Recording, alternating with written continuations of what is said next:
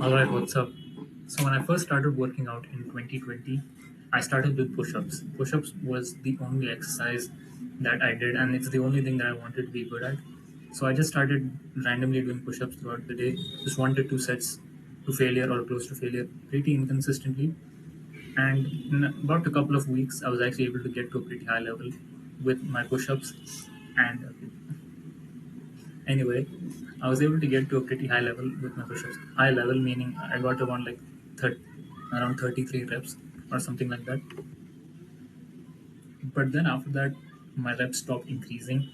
I tried using the same method, watching a lot of routines online to increase my reps continuously because I thought that was the way to build more strength and more muscle. But it didn't work, and I gave up. I gave up working out for like 2 to 3 months. But then obviously I came back and I stayed consistent since then. So this is the exact same problem that most calisthenics athletes make when they first start doing calisthenics. They just try to increase the amount of push-ups and pull-ups and dips that they can do continuously, and they think it will help them build muscle and strength indefinitely, even though that's definitely not the case. There are severe diminishing returns with increasing your reps when it comes to building muscle and strength. For example, going from 10 to 20 reps will build a lot more strength for you than going from 30 to 40 reps. Because at that point, it's just an endurance game, really. In the beginning, you'll make a lot of progress really quickly because it's a new stimulus for your body, and so you'll make progress really quickly.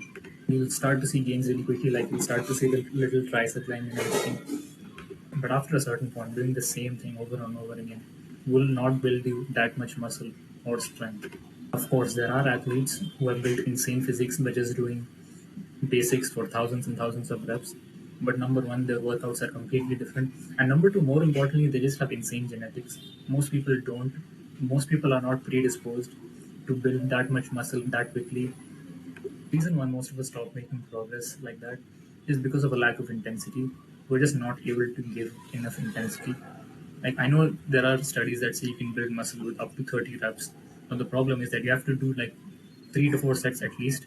And after you've done one set of 30 reps to failure, like, do you really think you'll get even remotely close to the same level of performance in the next 2 to 3 sets? Like obviously you won't, at least not without a ton of training. So for beginners, it's not really a sufficient model. Now, if endurance is your main goal, you should still consider to do higher intensity stuff. For example, if a guy can do 30 reps of push-ups right now, and he decides to learn the one-arm push-up, he does the progressions, he progresses to the one-arm push-up, and then you'll notice that his push-ups will automatically increase from 30 to like 40 to 50, even though he didn't really focus on increasing his reps directly. But obviously, for most people, their goal is to simply increase their strength and muscle. So for that, you have to do higher intensity stuff. Lower reps, 8 to 12 reps or 6 to 8 reps is also pretty good. And fewer sets. Like fewer sets as in at least 3 to 5 sets is enough. You don't need to do thousands of reps to increase the amount of muscle you have. It's just not efficient. So the solution is in the beginning when you're starting out, first just try to increase your push-ups, pull-ups, dips, etc. to a certain level, and then after that progressively overload with harder variations or just add weight to yourself.